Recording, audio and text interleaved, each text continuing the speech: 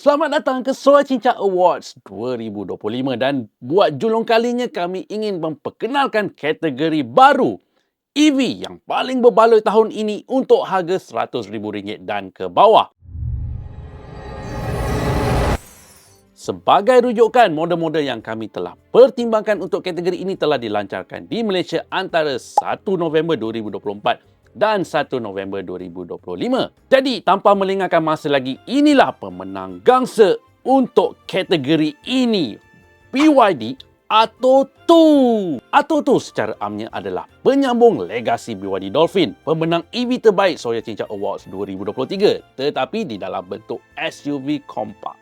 Walaupun mungkin tak sekuat Dolphin ER, ianya masih lebih padu daripada Dolphin SR. Baiklah, untuk pemenang anugerah perak pula, inilah dia BYD Seal 6. Sebagai sebuah sedan, Seal 6 ini datang dengan ruangan yang sangat besar. Memang sesuai untuk sesiapa yang dah muak tengok SUV dan tak mau van. Maksud saya, MPV. Pasaran kita memang tiada sedan elektrik yang lain yang sama taraf dengan Seal 6 dalam julat harga RM100,000 ke RM120,000. Okey, masanya untuk pemenang emas Solar Cincang Awards 2025 untuk EV paling berbaloi RM100,000 dan ke bawah. Tak lain dan tak bukan Proton eMAS 5.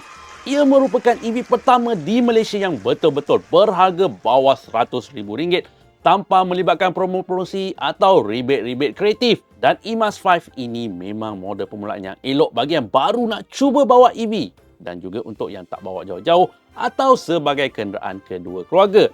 Tapi Proton, cepat-cepatlah hantar eMAS 5 tu kat pelanggan yang dah tunggu tu, okey? Jadi, apa pendapat korang tentang pemenang-pemenang kategori ini? Cuba komen sikit dan teruskan bersama kami untuk mengetahui pemenang-pemenang Solar Cincang Awards 2025 yang lain.